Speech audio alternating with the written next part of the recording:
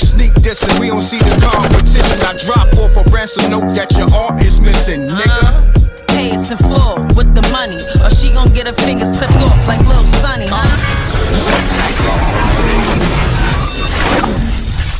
MRecktv.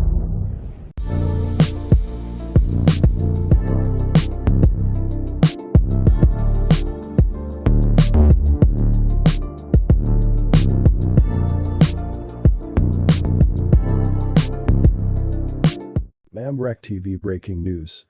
Supreme Court blocks Biden CV vaccine mandate for businesses, allows healthcare worker rule. The Supreme Court on Thursday blocked the Biden administration from enforcing its sweeping vaccine or test requirements for large private companies.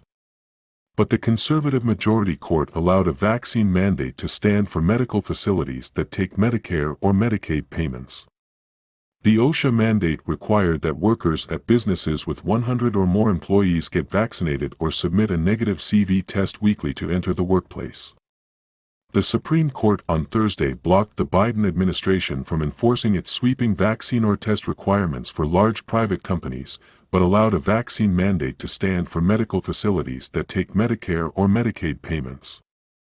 The rulings came 3 days after the Occupational Safety and Health Administration's emergency measure for businesses started to take effect.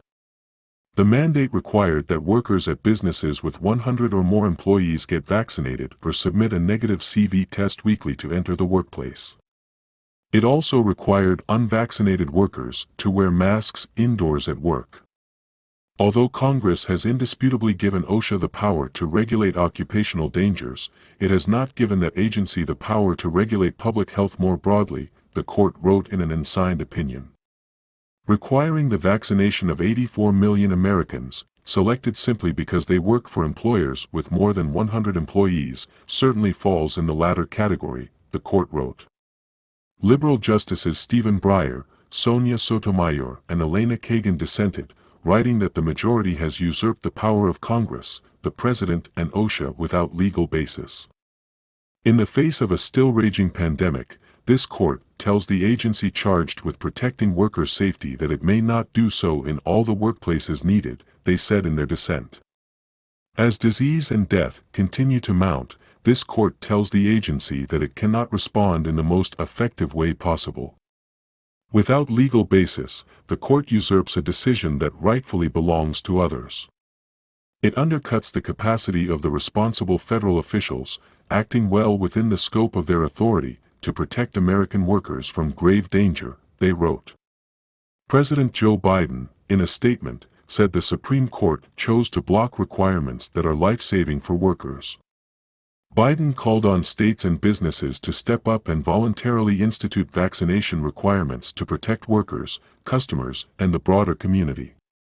The court has ruled that my administration cannot use the authority granted to it by Congress to require this measure, but that does not stop me from using my voice as president to advocate for employers to do the right thing to protect Americans' health and economy, Biden said.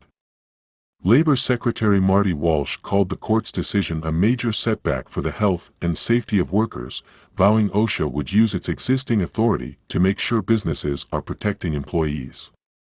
The American Medical Association, one of the largest doctors' groups in the nation, said it was deeply disappointed. In the face of a continually evolving COVID-19 pandemic that poses a serious danger to the health of our nation, the Supreme Court today altered one of the most effective tools in the fight against further transmission and death from this aggressive virus, AMA President Gerald Harmon said. In a separate, simultaneously released ruling on the administration's vaccination rules for healthcare workers, a 5-4 majority sided with the Biden administration.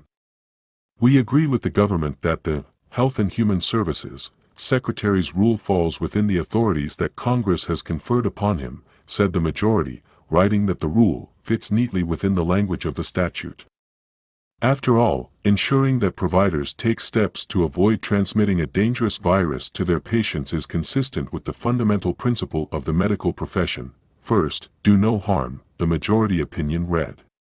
Justices Clarence Thomas, Samuel Alito, Neil Gorsuch and Amy Coney Barrett, 4 of the 6 conservatives on the 9-seat bench, dissented.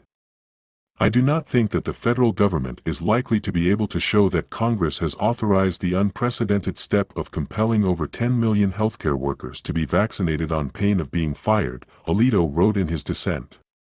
Biden, in a statement, said the vaccine requirement for healthcare workers will save the lives of patients, doctors, and nurses.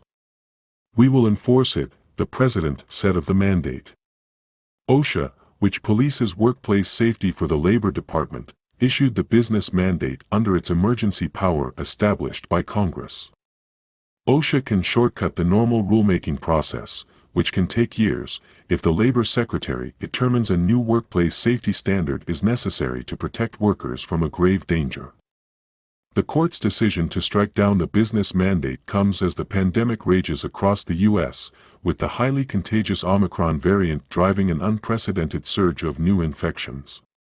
The U.S. is reporting 786,000 new infections daily on average, a pandemic record and a 37% increase over last week, according to news analysis of data from Johns Hopkins University. Hospitalizations have also reached a pandemic high based on federal data going back to the summer of 2020. There are 149,000 Americans in U.S. hospitals with COVID, according to a 7-day average of data from the Department of Health and Human Services, up 27% over the past week. The vaccine or test rules faced a raft of lawsuits from 27 states with Republican attorneys general or governors, private businesses, religious groups, and national industry associations such as the National Retail Federation, the American Trucking Associations, and the National Federation of Independent Business. The NRF, in a statement, called the Supreme Court ruling a victory, urging the Biden administration to discard this unlawful mandate and instead work with employers, employees, and public health experts on practical ways to increase vaccination rates and mitigate the spread of the virus in 2022. The mandates were the most expansive use of power by the federal government to protect workers from CV since the pandemic began. Taken together, the Biden administration estimated that the rules for businesses and healthcare workers would apply to approximately 100 million Americans. But both rules had been in flux well before the Supreme Court took them on. The OSHA rules were blocked in November by a conservative federal appeals court, then reinstated by a different court weeks later. The White House at the time urged businesses to follow the public safety requirements even if they were not being enforced. Some companies have done so, and others have implemented their own rules. A number of large employers, including Citigroup, Nike, and Columbia Sportswear, in recent days have said they would begin firing unvaccinated workers. This just in. PayPal faces lawsuit for freezing customer accounts and funds. It wouldn't even tell them why their funds had been frozen, the plaintiffs said in their complaint. 3 PayPal users who've allegedly had their accounts frozen and funds taken by the company without explanation have filed a federal lawsuit against the online payment service. The plaintiffs, 2 users from California and 1 from Chicago, are accusing the company of unlawfully seizing their personal property and violating racketeering laws. They're now proposing a class action lawsuit on behalf of all other users who've had their accounts frozen before and are seeking restitution, as well as punitive and exemplary damages. Lena Evans, one of the plaintiffs, who'd been a PayPal user for 22 years, said the website seized $26,984 from her account 6 months after it got frozen without ever telling her why. Evans had been using PayPal to buy and sell clothing on eBay, to exchange money for a poker league she owns and for a nonprofit that helps women with various needs. Fellow plaintiff Roni Shemtov said PayPal seized over $42,000 of her money and never got an acceptable reason for why her account was terminated. She received several different explanations when she contacted the company. One customer rep said it was because she used the same IP and computer as other PayPal users, while another said it was because she sold yoga clothing at 20 to 30% lower than retail. Yet another representative allegedly said it was because she used multiple accounts, which she denies. Shpadan Akelbekov, the third plaintiff, said PayPal seized over $172,000 of his money without giving him any explanation why the account got limited in the first place. Ackelbekov used the account of a company his wife owns to sell hyaluron pens, which are needleless pens that inject hyaluronic acid into the skin. After the money disappeared from the account following a 6-month freeze, PayPal allegedly sent his wife a letter that says she violated PayPal's user agreement and acceptable use policy, AUP, by accepting payments for the sale of injectable fillers not approved by the FDA. It also said that the money was taken from her account for its liquidated damages arising from those AUP violations pursuant to the user agreement. MRecktv breaking news.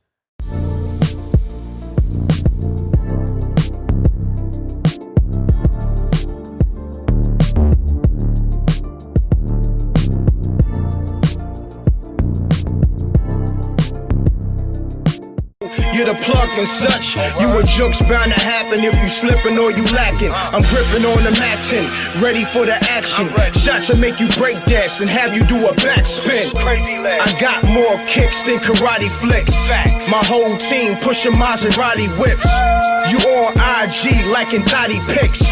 Shorty pocket broke but her body fixed. Peace, world. To promote your music or promote your business by placing an ad on MRecktv, contact MRecktVpromo, MRecktVpromo @gmail.com. Peace. Oh yeah, subscribe to MRecktV, youtube.com/MRecktV. I'm gone.